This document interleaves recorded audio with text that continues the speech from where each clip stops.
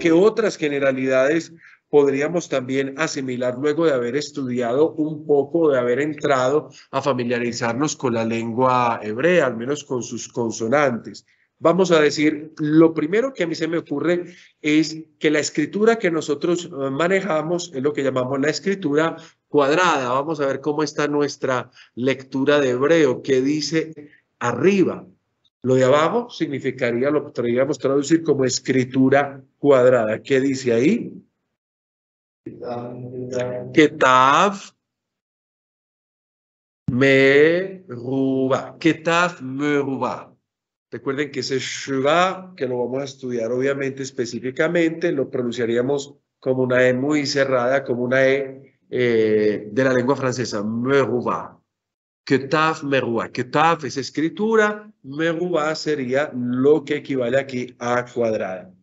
Muchachos, la escritura cuadrada no fue siempre la escritura con la cual se escribió la lengua hebrea. La escritura cuadrada es la escritura que nosotros conocemos.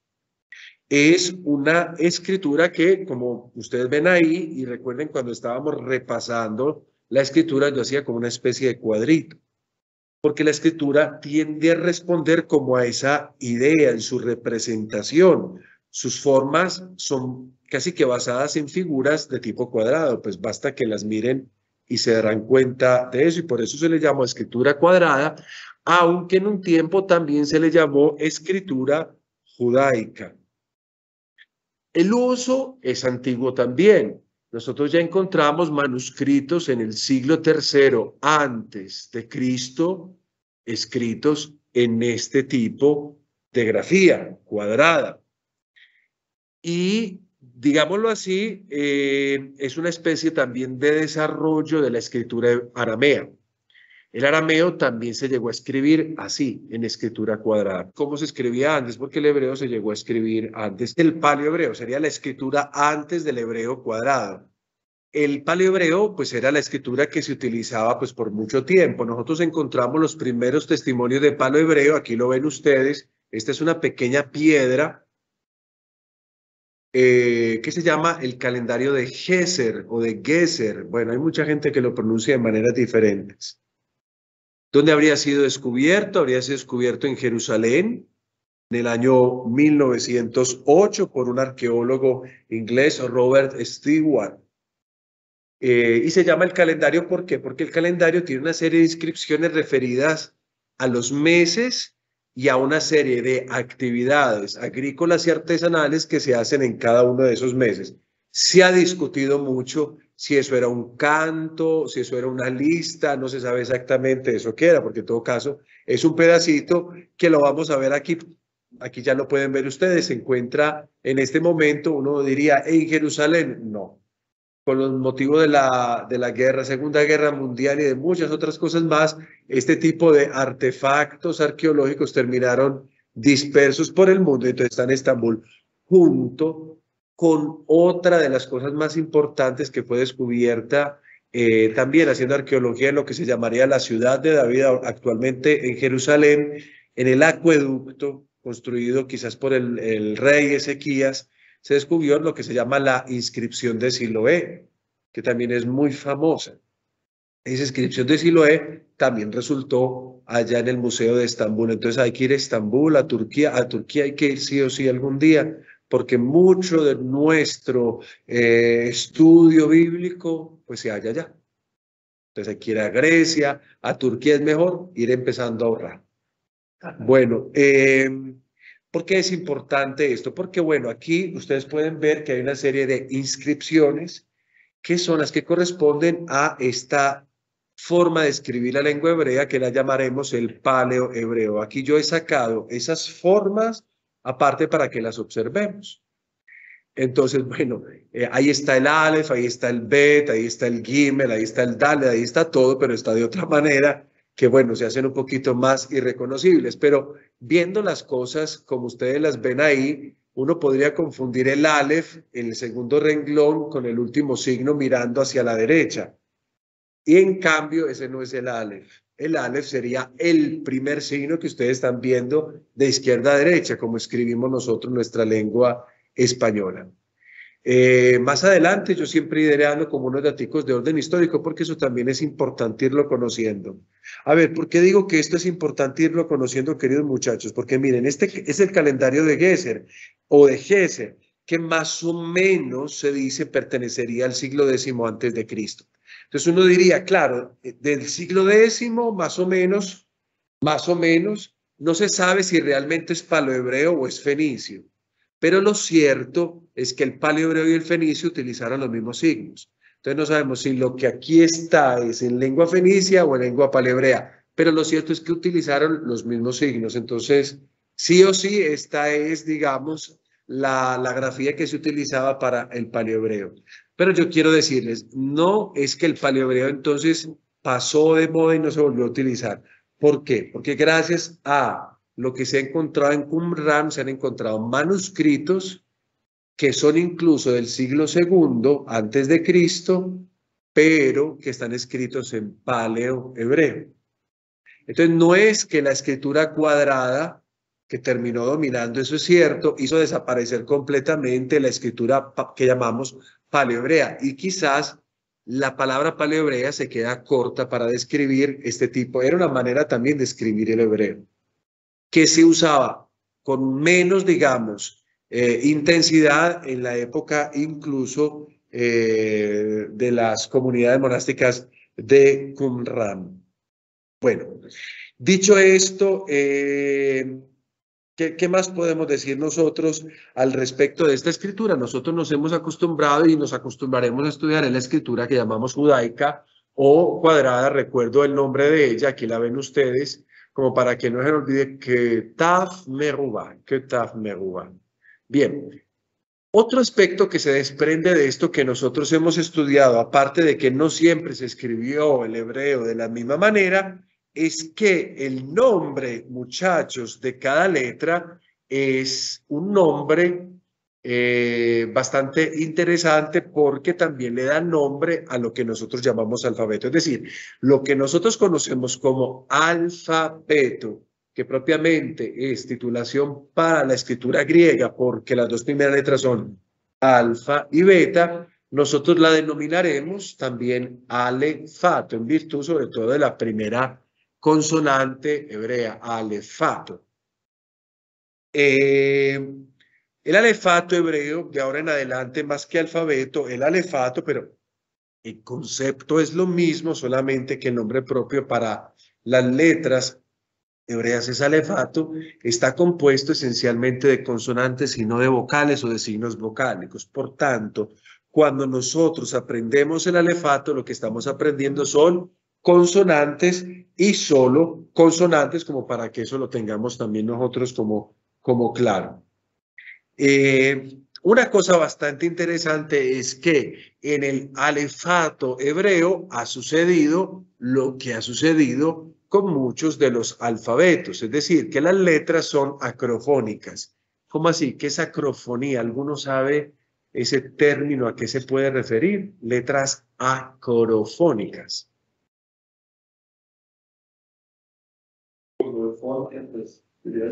El sonido. Y acro, por ejemplo, no, hijo, piensa en acróstico, por ejemplo. Acróstico, recuerden que exactamente, o sea, el nombre siempre está reproducido utilizando el sonido de la consonante. Yo digo Aleph, yo digo Bet, por ejemplo, Bet comenzó con la letra que suena en la palabra. De los nombres o las letras acrofónicas significa que los nombres que ha recibido cada letra comienzan por el sonido que cada letra reproduce. Eso sería la acrofonía. Los sonidos de cada consonante están indicados al inicio de los nombres. ¿Cómo suena cada letra? Al inicio de los nombres. Pero recuerden que Aleph no suena como una A. De hecho, la representamos con un signito particular antes de esa A. Es un sonido que pues nosotros no utilizamos. Dicho esto, muchachos, el número de letras acrofónicas o el número de las consonantes que componen el alefato generalmente se consideran como 22. Generalmente, y debo de aclarar, se consideran 22 si pensamos en esta consonante que tenemos acá. Tenemos una consonante que tiene una doble grafía, dependiendo de dónde pongamos el punto. Si lo ponemos a la izquierda, decimos sin, y si lo colocamos a la derecha, decimos fin. ¿Cómo considerar esto? ¿Lo consideramos como una consonante o lo consideramos como dos consonantes? Bueno, entre los estudiosos se objeta un poquito la situación, porque algunos dirán, no son 22, sino que son 23. Decimos 22 si consideramos estos dos signos más bien como una única consonante con dos posibilidades de pronunciación. Decimos que son 23 si consideramos que cada una es una consonante aparte. No va a cambiar nuestra historia de vida, pues. Vamos a seguir aprendiendo el hebreo independientemente si son 22, 23. Entonces ustedes van a escuchar en algunos videos, y está bien, que algunos dirán son 22 y otros dirán son 23. Yo me voy por el punto intermedio. Yo les digo, algunos dicen son 22 y otros dicen son 23 y aquí con eso ustedes ya tienen la idea de que algunos dicen una cosa y otros dicen otra cosa. Sin embargo, cuando yo me voy al Antiguo Testamento, a las fuentes anticotestamentarias, nosotros encontramos lo que se llaman los acrósticos. Por ejemplo, el libro de las Lamentaciones, en los Salmos y en algunos otros textos encontramos los acrósticos. ¿Qué son los acrósticos? Son escritura o textos escritos iniciando por cada una de las letras del alefato. Tenemos acrósticos completos y tenemos acrósticos incompletos. Los más completos los tenemos en el libro de las Lamentaciones. Es decir, Aleph y comienza, por ejemplo, la primera lamentación. La primera lamentación comienza con la palabra ay, eja, Aleph.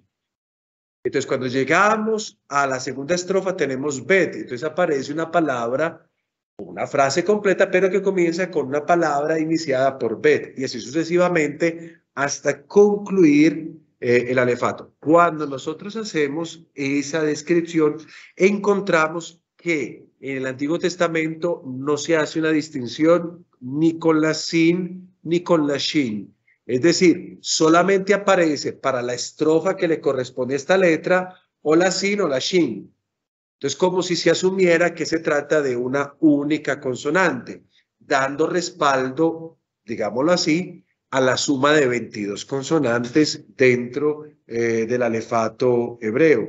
Lean las Lamentaciones del 1 al 4. Si ustedes tienen la Biblia hebrea, la pueden abrir y van a encontrar, o incluso si tienen una Biblia normal, basta que abran Lamentaciones o algunos salmos y van a encontrar, recuerden que dice Aleph y aparece la estrofa, Bet, y sigue otra estrofa, Gimel, y así sucesivamente hasta concluir. Eso es lo que llamamos nosotros salmos, poesía, himnos, poemas acrósticos.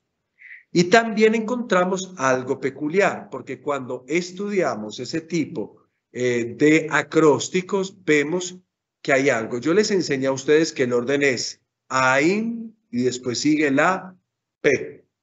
Sin embargo, en esos acrósticos podemos encontrar que primero se coloca la P y después colocan Ain. O sea que el orden pudo también variar en el tiempo. Lo que hoy decimos, primero es Ain y después P, allá se cambia en esos poemas acrósticos la P por la Ain, no solo ahí, sino en otros momentos. Eso lo digo como para un punto para ir aclarando un poco más lo de la lengua hebrea.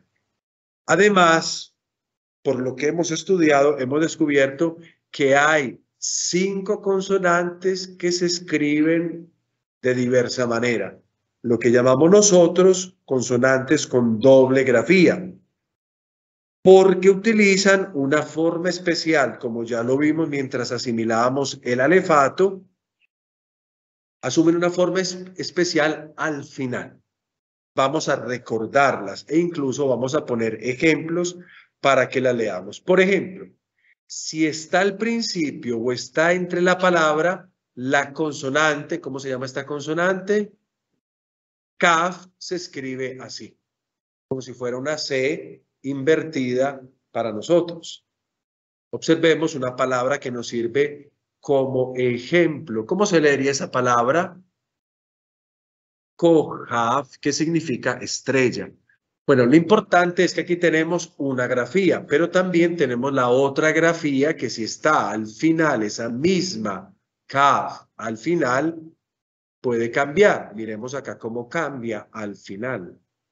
Y colocamos una palabra que sí es muy útil conocer porque se repite mucho y entre los conceptos significa camino. ¿Cómo leemos esa palabra? Derech, derech o derech. Hay algunos que se discuten si derech o derech.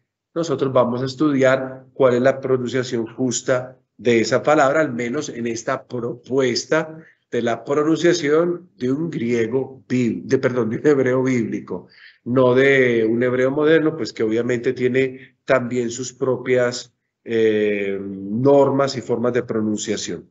Entonces, miren, una misma letra escrita de dos maneras. Recuerden que esa consonante final nosotros la llamaremos, en este caso, sofit, como ya la hemos estudiado. Entonces tenemos la kaf y la kaf sofit o kaf que iría al final. La segunda consonante que nosotros tenemos con doble escritura, vamos a recordar que es la mem, que escrita al inicio o entre la palabra, pues se vería así. ¿Cómo leemos esta palabrita? Vamos a hacer la fuerza, el acento en la primera sílaba. ¿Cómo la leemos? Maim. Maim significa agua. Maim, agua. Esa misma letra tiene una grafía sofit o final diferente, que la podemos ver en esta forma un poquito más cuadrada. Y como ejemplo les propongo esta palabra que también contiene maim. Para decir cielos, yo digo shamaim. Agua, maim. Cielos, shamaim. Cielos, shamaim. Esta es la segunda grafía de la mem o mem sofit. Una y otra deben escribirse. Vamos a la tercer consonante que tenemos acá. Esta es la nun. Y vamos a colocar el verbo natán. Natán significa él dio. Observe que ahí tenemos las dos nun. La primera nun está obviamente al inicio, está en color, caracteres, rojos. Y se escribe de esa manera, como si se cerrase. Pero al final, es decir, la nun sofit no se cierra, sino que continúa su trazo, como lo estudiamos ya precedentemente, hacia abajo, digamos, del renglón donde estamos escribiendo nosotros. Natán, él dio. La cuarta letra también la conocemos ya nosotros, porque obedece a esta consonante P. Si la escribimos al inicio o entre la palabra, va a recibir esa escritura cerrada. P significa boca. Aunque no vamos a encontrar casi nunca o quizás nunca escrita esta palabra boca así. Pero ya después les explicaré en todo caso. Así la encontramos en los diccionarios. P, boca. Y en cambio, la forma sofit o final la encontramos como no cerrada, es decir, va cayendo hacia el renglón de abajo y observen la consonante, la forma que asume. Por ejemplo, para decir nariz, cólera, eso también significa zancudo y tantas otras cosas más, pero nos basta con nariz y cólera, tenemos la palabra, ¿cómo se lee esa palabra?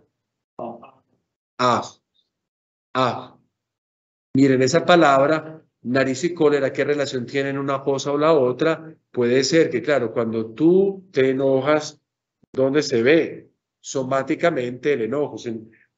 El ceño tú lo, o también resoplas por la nariz, pero en todo caso la nariz es el signo somático también de la cólera. Uno se da cuenta cuando alguien está enojado a partir del rostro, ¿no? De la nariz. La nariz parece concentrar ese momento. Bueno, la última consonante, ¿cómo es que se llama esta consonante?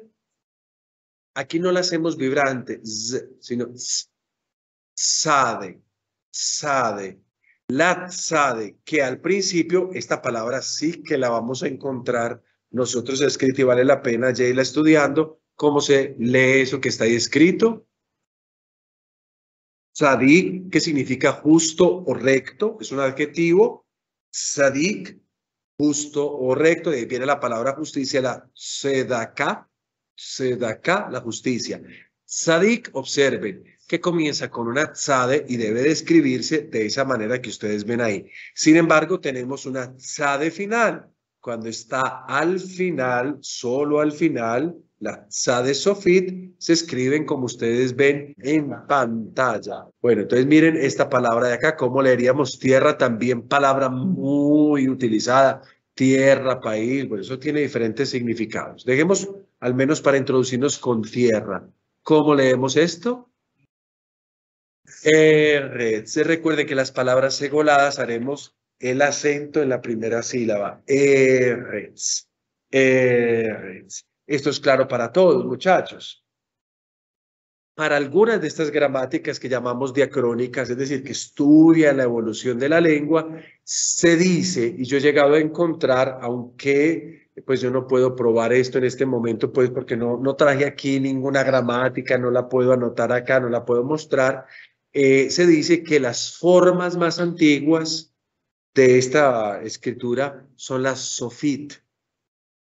O sea que no habían formas antes, las que estamos viendo al inicio o entre las palabras, sino que inicialmente, con excepción de la mem, inicialmente nosotros vamos a tener las consonantes finales o sofit como las que precedieron a esas otras que nosotros llamaríamos las normales, las que van al inicio o entre la palabra.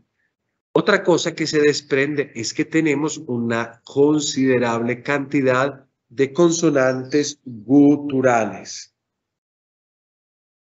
Esencialmente, en lengua hebrea hablamos de 4 consonantes de tipo gutural. Aleph sería la primera consonante gutural porque requiere todo lo que nosotros hacemos desde esta parte de acá, desde la parte más atrás de nuestro casi llegando desde nuestra garganta, Aleph, tenemos la que utiliza también el paladar, tenemos la Het, un poco más atrás, y tenemos finalmente Ain, que también sería consonante gutural. Miren, son 4 consonantes guturales en total. Y muchachos, muchos de los dolores de cabeza de los estudiantes se deben a estas 4 consonantes, que pueden hacer cambiar las conjugaciones, por ejemplo, verbales, que producen cambios fonéticos, hasta en los signos vocálicos, influyen a tal manera de que los cambian prácticamente en su totalidad. Ustedes van a ver conmigo algunos verbos y vamos a decir que aquí, ¿qué pasó? ¿Por qué pasó esto? Las consonantes guturales tienen de alguna manera ese efecto dentro de la lengua. A veces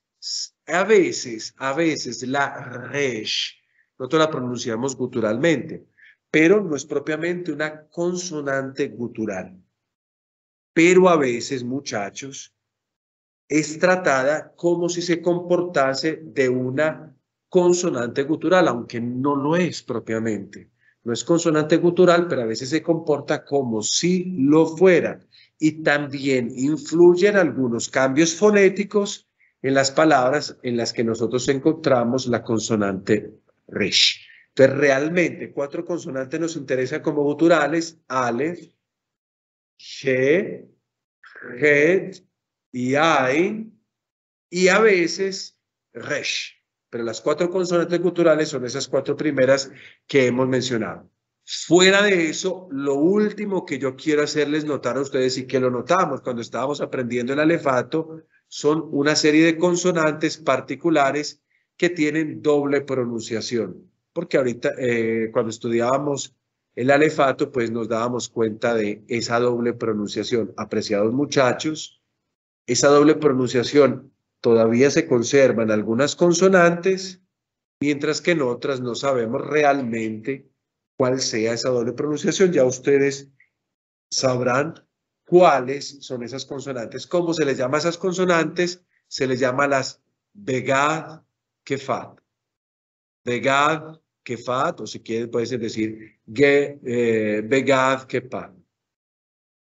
¿Por qué? Porque esos son los sonidos, o sea, en las gramáticas se utiliza esto como, digamos, mnemotecnia para aprender cuáles son esas consonantes que tienen una doble pronunciación. Be, ga, que, pat. Mire que he señalado en caracteres unciales y rojos las consonantes que corresponderían a ese doble sonido, es decir, a esa doble pronunciación.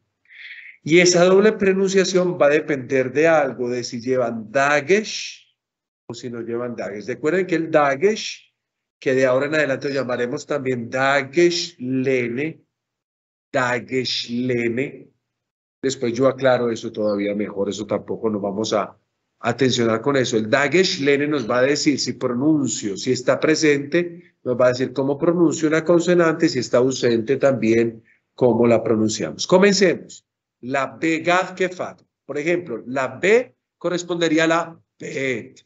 Miren en la mitad, vemos el dagesh lene. Dagesh lene. Nos basta saber que cuando una consonante de estas tiene ese punto colocado ahí, en su mitad, la vamos a pronunciar de manera oclusiva. Es decir, aquí decimos B, B, B. Esta es la bet, B. Manera oclusiva.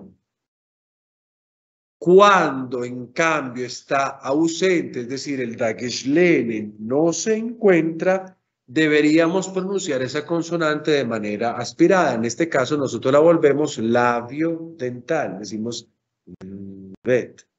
En la una es ve y en la otra es ve. Esa expresión oclusiva a mí nunca me ha parecido correcta en cuanto a la fonética, aunque las gramáticas la ponen así, porque aquí realmente hay una vibración. Una cosa es cuando yo, por ejemplo, digo, ustedes recuerdan la P o la pi en griego, ese es un sonido oclusivo. El correspondiente sonido labial vibrante que nosotros llamamos, o que llamamos también medio, se hace con la beta, vibra. Y lo correspondiente aspirado, recuerden que se hacía con la pi griega.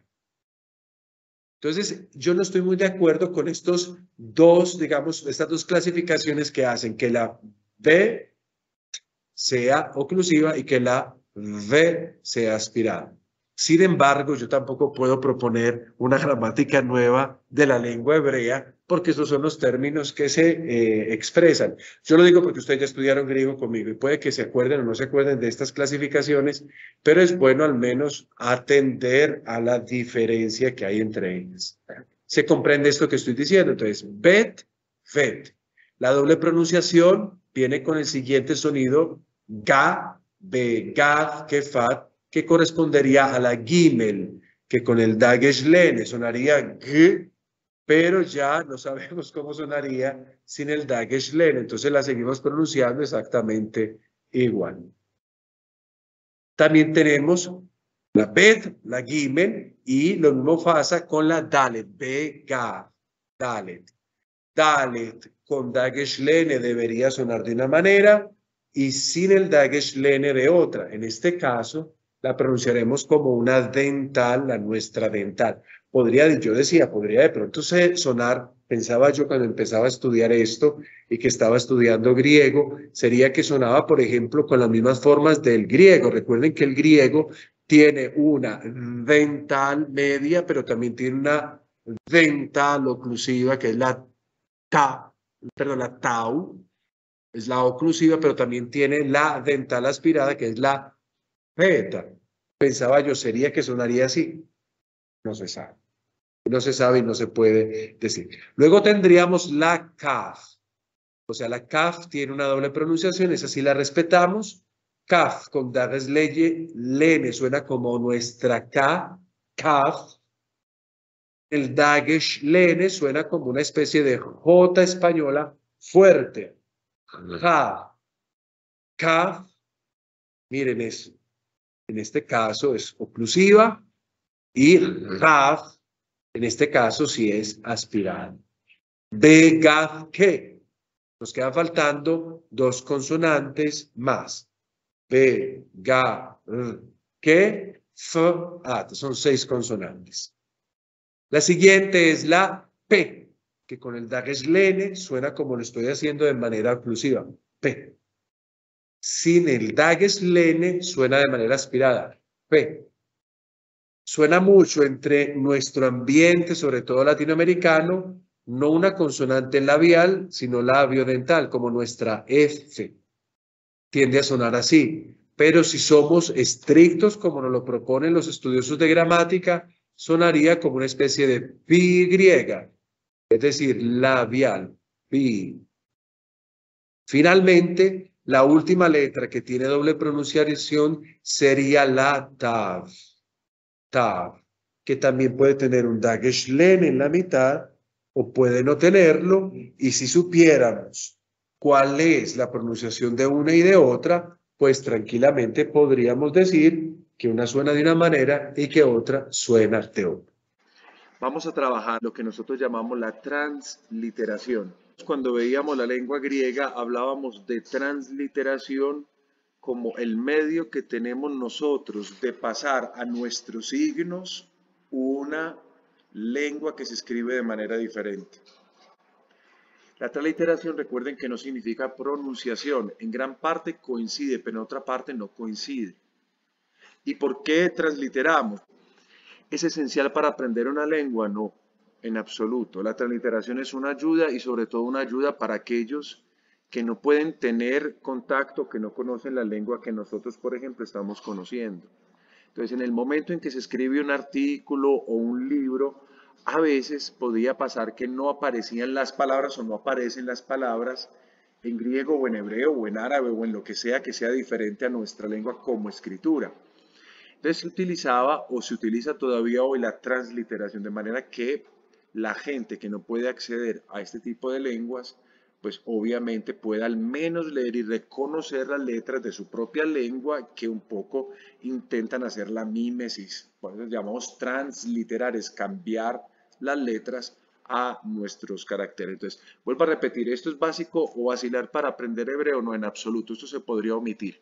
Pero visto que ustedes se están enfrentando a estudios teológicos, pues me parece a mí que es importante que cuando se acerquen a un texto donde suceda esto, donde no esté el hebreo escrito, pero sí esté una transliteración, al menos puedan reconocer la transliteración y saber por qué, pues obviamente aparece lo que aparece. O sea, que ustedes tengan la capacidad tanto de leer el hebreo como es, así de igual manera la transliteración sepan transformarla a hebreo si les hace falta. Vuelvo a repetir, esto no es esencial, pero entonces de alguna manera nos va a ayudar. Entonces, la transliteración viaja por cada uno de los caracteres de la lengua hebrea. Vamos a tener entonces transliteración para las consonantes, que es lo que veremos a continuación. Y en la siguiente lección veremos la transliteración de las vocales. De esto no nos demoraremos tanto porque al fin y al cabo es relativamente fácil en cuanto que por oído y por pronunciación hay muchas cosas que se van a identificar con nuestra lengua. Comencemos entonces, está literando la primer consonante que ustedes tienen acá, que ¿cómo la llamamos nosotros? Aleph. Bien, ya les he dicho que Aleph en la pronunciación, pues nosotros no la identificamos con un sonido en particular, pero en la transliteración viene representada. ¿Y cómo viene representada? Como si fuera el espíritu dulce del griego, es decir, con una especie de comillita que tiene su propio espacio. Por ejemplo, cuando escribimos en hebreo, en griego ya, la palabra Aleph, que sería de esta manera, yo la voy a transliterar toda de esta manera, no conservando el sentido de las letras porque la transliteración pasa a nuestra lengua esa palabra. Entonces ya no voy a escribir de derecha a izquierda, sino que voy a escribir como si escribiera normalmente en español. Entonces voy a colocar Aleph, la L de la Lamed y la P de la P. Ahí me queda, por ejemplo, la palabra Aleph. Entonces, Aleph viene representado simplemente con esa especie de espíritu, digamos, dulce del griego. pero que obviamente acá no es un espíritu dulce, sino que es la forma en cómo se translitera esta letra hebrea. Siempre la vamos a encontrar transliterada en todos los sistemas de transliteración de la misma forma. Yo recuerdo varias maneras de transliterar el hebreo. Yo les voy a mostrar una de esas maneras, porque como digo, esto no es esencial para aprender hebreo, al menos ustedes tengan una manera. En la gramática del Lambdin ustedes van a encontrar algunas veces muy parecidas las cosas a las que yo estoy enseñando, pero también van a encontrar algunas diferencias. Y las diferencias se las voy a marcar, por ejemplo, acá. ¿Cuál es esta consonante? Bet. En el sistema de transliteración que yo utilizo, simplemente vamos a transliterar bet como una B, mayúscula, minúscula, como sea que ustedes escriban. Voy a colocar en otro color el sistema de Lambdin. Lambdin, por ejemplo, dice que si la bet tiene el dagesh así, se translitera como una B. Pero que si no lo tiene, esta B va a tener una línea aquí abajo, como para diferenciar la presencia del dagesh, es decir, del punto en la mitad. Yo dejo simplemente en carácter negro lo que a mí me parece que es suficiente. B con línea abajo da lo mismo para mí y para el sistema de transliteración que yo sigo, pero lo coloco porque obviamente yo soy Juan David Figueroa Flores, o sea, un 0, 0, 0, 0, 0 a la izquierda de Thomas o Lambdin. Entonces Lambdin es más, como transliteraciones obviamente es más fiable que yo, pero yo como estudiante de la lengua hebrea digo, ¿para qué me pongo a poner una B sin línea, una B con línea, sabiendo que yo no voy a utilizar mucho esto? Entonces, para mí basta simplemente colocar la B, lo dejo en color negro, lo que yo propongo y lo que al mismo tiempo no solo yo lo propongo, sino que obviamente otros. Sigamos con el tercer tipo de consonantes. ¿Cuál es esta? Gimel. Entonces, Lambdin va a hacer exactamente lo mismo. Va a colocar una G o si no tiene dagesh, va a colocar una G, pero esta vez vamos a colocar la linecita, lo que se llamaría el macrón, arriba de la G. Yo, ¿qué simplemente hago? Pues yo creo que ya lo pueden entender ustedes, yo coloco una G y basta. Bueno, es una G. Voy a colocar mejor porque puede de pronto malinterpretarse con un número 9. Entonces voy a colocar la G mayúscula, pero recuerden que da lo mismo mayúscula o minúscula en este caso. Sí. Ahora vamos a la Dalet.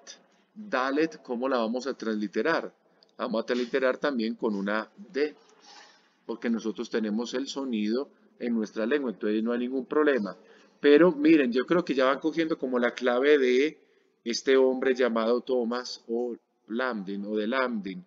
La Dalet con Dagesh es una D normal, pero sin Dagesh es una D con una línea abajo. Eso implica que hay un sonido o una pronunciación diferente. Pero obviamente en la Dalet nosotros no sabemos exactamente cuál sea esa diferencia. ¿Cuál es esta letra que ven ustedes acá? La G. La G la vamos a representar nosotros con una simple H. Sin más ni más.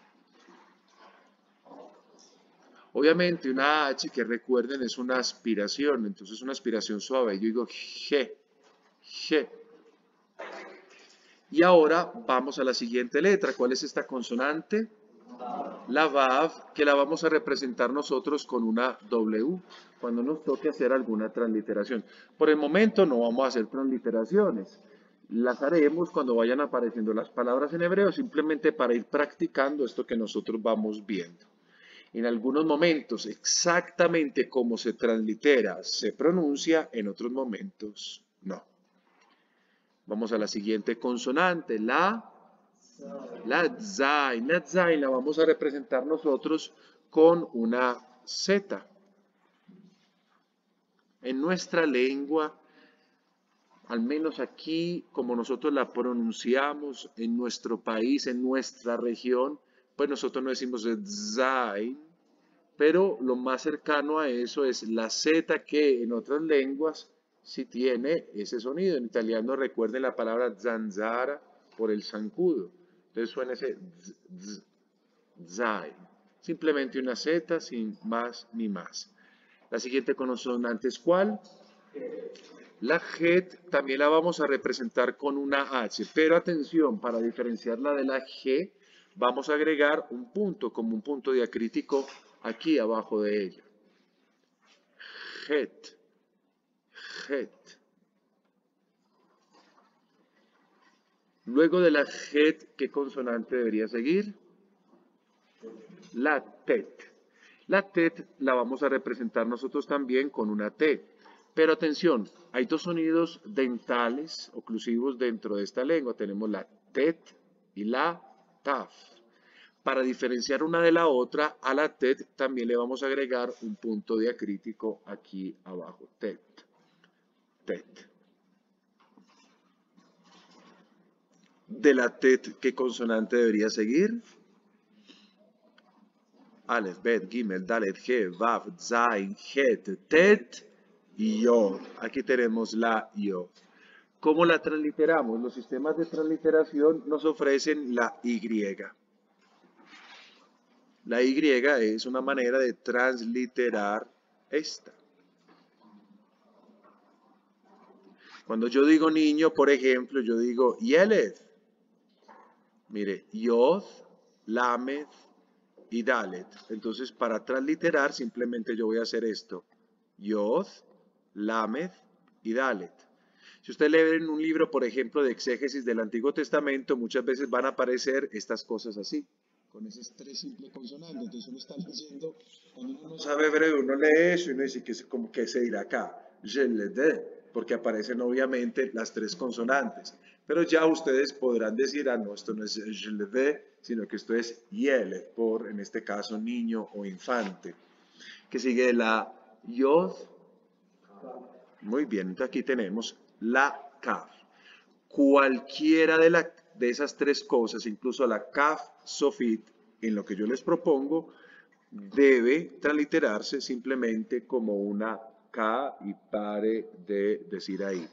Pero la Amdin nos dice también, mire que esto sucede casi siempre cuando existe el Dagesh, o las que llamamos, recuerden, en lo que vimos hace poco, las Begad Kefat, es decir, esas consonantes que tienen una doble pronunciación, dependiendo de si tienen un Dagesh, un punto, o si no tienen ese punto. Entonces las Begad Kefat son las que nosotros vamos a, de alguna manera u otra, si seguimos al Amdin, transliterar o como una simple K, o en este caso, cuando no tiene ese Dagesh final, con una K y una especie de macrón aquí subrayar la letra, Kaf. De la Kaf que sigue, la Lamed, muy bien. ¿Y cómo la vamos a transliterar? Pues lo más lógico es que sea con una L. Bueno, yo aquí hice la L, hagamos la mayúscula como para que no se preste para dificultades en el reconocimiento. La L es una Lamed. Lamed se translitera con una L. Bien, ¿cuál es la consonante que sigue de Lamed? La Mem, sea la Mem inicial o intermedia o la Mem Sofit, siempre la vamos a transliterar con una M. M. No hay así como mucha ciencia en esto de la transliteración. Todo lo que sea consonante no es un problema. Lo problemático es lo que se ha añadido después a la lengua griega. Eso es lo que se hace un poco complejo a la hora de transliterar y ya pues, lo iremos viendo sucesivamente cuando aparezcan las palabras en hebreo. ¿Qué sigue de la mem? Sigue la nun. Entonces, tanto la nun inicial o intermedia como la nun sofit la representamos con una N, una simple N. Nun o nun sofit. Ya ustedes pueden ir imaginando Aleph, Bet, Gimel, Dalet, He, Vav, Zain, He, Tet, Yod, Kaf, Lamed, Mem, Nun y Samech. Muy bien. Aquí tenemos la Samech. Tenemos varios sonidos sibilantes en la lengua hebrea. Este le vamos a representar con una simple S. Sin más ni más. Samech. Samech. ¿Y qué sigue de Samech? Ain. Ain, aquí vamos a utilizar nuestro conocimiento de griego, pero atención, a diferencia, pues obviamente estos no son espíritus, va claro. Este tiene como la forma del espíritu áspero o fuerte de la lengua griega, es decir, esto que nosotros conocemos así. Recuerden, Aleph es como el espíritu dulce. Aleph. Ain es como el espíritu fuerte. Ain es como el espíritu, en este caso, fuerte que utilizamos. Pero atención, no tiene la pronunciación del espíritu fuerte, no se pronuncia. Bueno, sí se pronuncia, pero en el momento nosotros ni lo pronunciamos, ni lo pronuncian en otro lugar del mundo, pues en la lengua hebrea. En otras lenguas de origen semítico sí se pronuncia este tipo de consonante. Vamos a la siguiente, que es la P.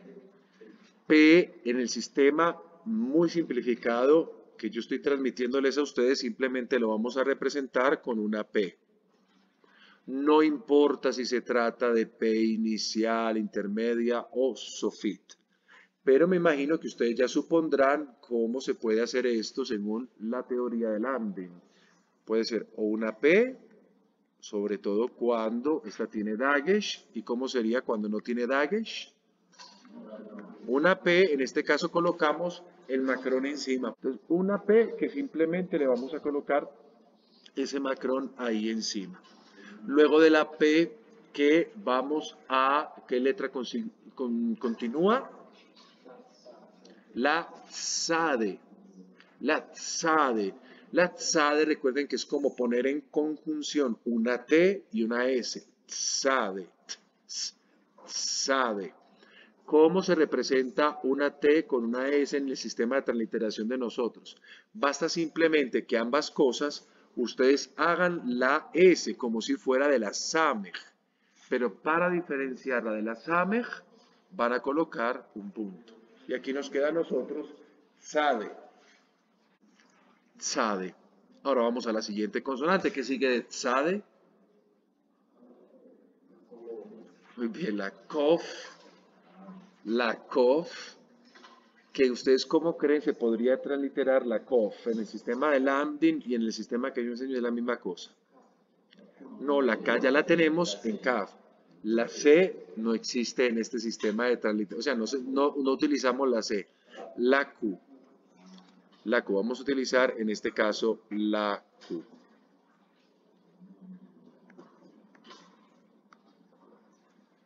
La Q.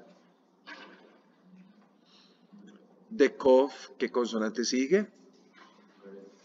La Resh, que recuerden no se pronuncia como nosotros pronunciamos esta consonante li, que es decir, con la punta de nuestra lengua, sino que suena mucho a la R francesa, que se hace no con la punta de la lengua, sino con el cuerpo de la lengua, tirando la parte de atrás y haciéndolo vibrar. La Resh. ¿Cómo se transliteraría la Resh entonces? Exacto. Una R. La Resh. Bien, de la Resh que sigue. Seguimos con la Sin. Sin, primero el sonido más bien sencillo, que lo vamos a transliterar con una S y atención, a esta S le voy a colocar como una especie de tilde. Sin. Tenemos que utilizar todo eso porque ya llevamos con este 3 sonidos sibilantes. Sin. El primero, que es el Samer, sin nada, una S y ya. El segundo, Sade, una S con un punto abajo en la mitad, es decir, un signo diacrítico. Y ahora la Sin, tengo que colocar una S como si tuviera una especie de tildes. Ahora sí, ¿qué consonante sigue? La Shin. Para la Shin vamos a hacer este signo especial. Shin. Shin.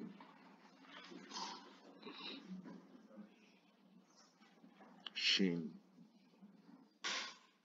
¿Y qué nos queda finalmente? La Taf. Para la Taf, yo les propongo no simplemente la T, pero ya se habrán dado cuenta, si he puesto las dos cosas dobles, Lambda nos ofrece la doble posibilidad. O para la primera, una T, la que tiene el dagesh, Y para aquella que no tiene el dagesh, entonces, ¿qué hago? Una T y la subrayo. Ahí tenemos la posibilidad de lambdin. Recuerde que en color azul, lambdin, esta gramática inicial para los estudiantes, no es una gramática avanzada, es una gramática inicial, pero yo diría que tiene mucho y podría ser como una gramática hasta intermedia y muy buena, con vocabulario cada lección. Bueno, no estoy haciendo propaganda a quienes son los que publican esto, pero se la recomiendo porque todos empezamos por ahí. De hecho, ustedes pueden ver en mi gramática todas estas cositas que me van indicando a mí que he hecho anotaciones y demás y ya. Muchachos, eso es todo para la transliteración. No hay nada más que decir. He aquí nuestra primer lección, la Shiur Mispa Echad. Aquí termina la primera lección.